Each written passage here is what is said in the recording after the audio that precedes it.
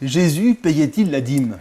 Eh oui, alors là, c'est une question un petit peu piège peut-être pour certains, parce que certains ont pensé qu'on va au casse-pipe un petit peu en s'engageant dans ce genre de terrain un petit peu mouvant, là, où dans la Bible, il n'y a pas de texte très clair à ce sujet-là. Hein. Nous n'avons que 2 versets dans le Nouveau Testament que nous utilisons traditionnellement pour démontrer que Jésus, non seulement n'était pas contre la dîme, mais l'encourageait. Ce sont des textes que l'on trouve en Matthieu 23, 23 et Luc 11, 42. En fait, ce sont des circonstances différentes, mais Jésus fustige les pharisiens exactement de la même façon en leur disant « Allez à vous, scribes et pharisiens hypocrites, parce que vous payez la dîme de la menthe, de l'ânette et du cumin, et que vous laissez ce qui est plus important dans la loi, la justice, la miséricorde et la fidélité. C'est là ce qu'il fallait pratiquer sans négliger les autres choses, en insistant bien sûr sur la dernière partie du verset. Et à part ça, nous n'avons plus grand-chose comme texte biblique. Alors, à ce sujet. L'affaire est close, impossible de savoir s'il l'a payé ou pas. Ah, je n'ai pas dit cela, parce que je n'ai fait que mentionner les seuls versets où Jésus mentionne la pratique de la dîme directement. Maintenant, ce qu'il est intéressant de faire ensemble est de découvrir en quelque sorte ce que la Bible ne dit pas. Et oui, elle ne dit rien en ce qui concerne Jésus et sa pratique personnelle de la dîme, mais en jouant les Sherlock Holmes, il y a plusieurs indices qui vont pouvoir nous renseigner à ce sujet. Alors, nous devons quand même prendre garde de ne pas faire parler les silences, mais allons-y, je serai votre Watson, si maintenant il faut faire les détectives pour avoir les réponses dans la Bible. Ah, mais ne faites pas l'étonner, parce que je suis sûr que vous l'avez fait vous-même en tant que bibliste. On aime bien découvrir les pistes inexploitées, des réponses à des questions que l'on se pose et puis que d'autres peut-être ne se posent pas. Mais il y a des questions peut-être que personne ne s'est posées jusque-là, mais de toute façon des pistes de réponses qui peuvent nous aider dans notre recherche de la vérité. C'est ça aussi la GCV. Dans notre relation avec Dieu, c'est la lecture de sa parole, le développement de notre caractère, mais également de nos connaissances, dans l'étude de la personne et du caractère de Christ. Mais avant d'aller découvrir si Jésus retournait la dîme ou pas, il est sage, comme d'habitude, de voir dans quel contexte on se trouve.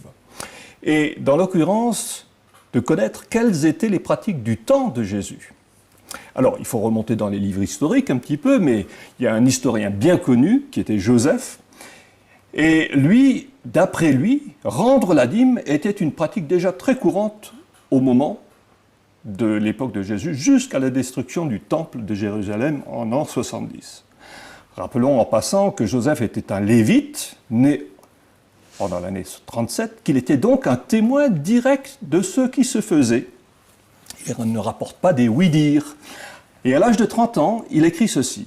« En ce qui concerne les présents qui m'ont été faits, je ne les apprécie pas, car je n'en ai pas besoin. Je n'ai guère besoin non plus des dîmes que l'on m'apportait et qui m'étaient dues, de par mon statut de prêtre. » Et dans un autre de ses ouvrages, il parle d'Anania, le grand prêtre, en ces termes. Il avait des serviteurs corrompus qui s'associaient avec des gens sans foi ni loi.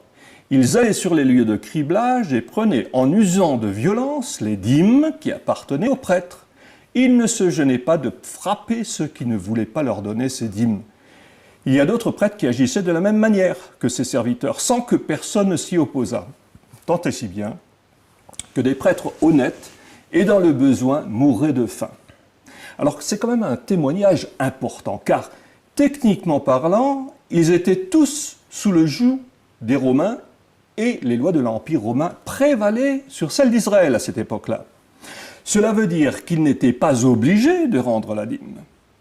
Et leur situation politique leur donnait une bonne excuse à tous ceux qui ne voulaient pas être fidèles, ne voulaient pas la rendre. Il y a peut-être des situations qui font naître du zèle là où il n'y aurait pas eu, par le passé, comme on dit parfois, on n'est jamais plus français que quand on n'est pas à l'étranger. Là, ils sont en situation d'occupation.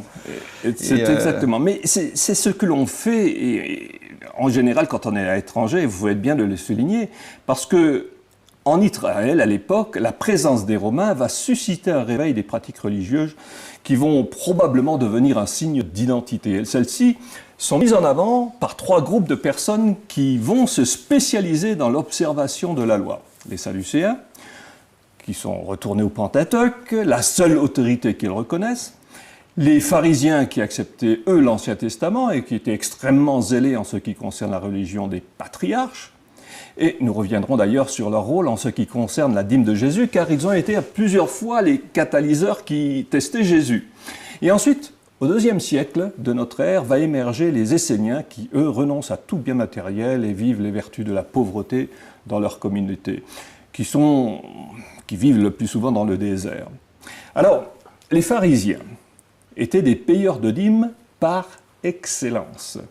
Ils se distinguaient de ceux qui n'avaient pas d'éducation, ceux qui, par définition, ne connaissaient pas les lois écrites et encore moins les lois orales.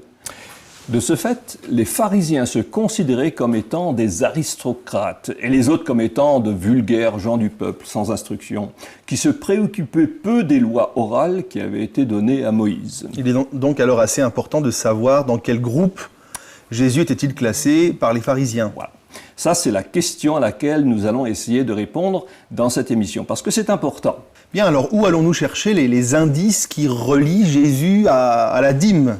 Eh bien, je crois qu'il faut commencer tout simplement au début de sa venue sur Terre, car dès sa naissance, là nous avons des indices. La Bible en dit suffisamment pour que nous puissions dire avec certitude que Jésus a été élevé dans la plus pure tradition juive. Le texte du 2e chapitre de Luc est assez parlant. Au verset 21 à 24, il dit « Le 8e jour, auquel l'enfant devait être circoncis étant arrivé, on lui donna le nom de Jésus, nom qu'avait indiqué l'ange avant qu'il fût conçu dans le sein de sa mère. Et quand les jours de leur purification furent accomplis, selon la loi de Moïse, Joseph et Marie le portèrent à Jérusalem pour le présenter au Seigneur, suivant ce qui est écrit dans la loi du Seigneur. Tout mâle premier-né sera consacré au Seigneur, et pour offrir en sacrifice 2 tourterelles ou 2 jeunes pigeons, comme cela est prescrit dans la loi du Seigneur. Vous voyez que par 3 fois, il est bien insisté sur le fait que tout a été fait selon la loi. De nouveau, au chapitre 2, les versets 41 et 42 disent « Les parents de Jésus allaient chaque année à Jérusalem à la fête de Pâques. Lorsqu'il fut âgé de 12 ans, ils y montèrent selon la coutume de la fête. » Et là, il faut peut-être se rappeler quelles étaient les règles que Dieu avait ordonnées lui-même dans Deutéronome 16. 3 fois par année, tous les mâles d'entre vous se présenteront devant l'Éternel, ton Dieu, dans le lieu qu'il choisira à la fête des pains sans levain, à la fête des semaines et à la fête des tabernacles. On ne paraîtra point devant l'Éternel les mains vides. Et tout jeune homme est considéré comme homme à l'âge de 12 ans. De 12 ans, comme par hasard. Voilà. Et ce n'est pas un hasard du tout, d'ailleurs. Et c'est donc la première fois que Jésus vient alors à Jérusalem. En tout cas, avec... Alors là, on ne peut pas l'affirmer, voilà. Mais en tous les cas, il a été à 12 ans, à l'âge de 12 ans, selon la tradition. Comme Luc le relate, Marie et Joseph avaient l'habitude d'y aller tous les ans à la Pâque. Mais ce qui est certain, c'est qu'à partir du moment où Jésus est homme, à 12 ans, d'après les critères judaïques, il est amené à Jérusalem. Tout cela pour montrer que la tradition, les commandements de Dieu ont été observés à la lettre par ses parents, très soucieux de suivre les pratiques et ordonnances de leur Dieu. Ok, et donc avec tous ces indices, nous pouvons en conclure que Jésus a été éduqué dans la plus pure tradition juive. Tout à fait. Il faut profiter de cet épisode de Jésus dans le temple pour la relier à ce que nous avons dit au sujet de l'attitude, voire de la morgue que les pharisiens avaient envers les illettrés, en tout cas en ce qui concerne la loi. Luc, de nouveau, toujours au chapitre 2, le seul en passant qui nous relate cet épisode, nous le dit clairement au verset 46 et 47. Au bout de 3 jours, ils le trouvèrent dans le temple, assis au milieu des docteurs, les écoutant et les interrogeant. Tous ceux qui l'entendaient étaient frappés de son intelligence et de ses réponses. Donc, manifestement, Jésus, dès sa première apparition en public, ne pouvait pas être considéré comme un ignare, un illettré au sujet de la loi, car les docteurs de la loi l'écoutaient avec fascination. Il faut rappeler que les docteurs de la loi étaient quand même la référence théologique de l'époque, et il y a une différence entre eux et les pharisiens auxquels Jésus a été fréquemment confronté plus tard. Il y a d'autres multiples textes dans la Bible qui nous révèlent que Jésus parlait avec autorité et que ceux qui l'écoutaient étaient étonnés par ses enseignements. Alors ça, ce sont des bons indices de sa connaissance biblique.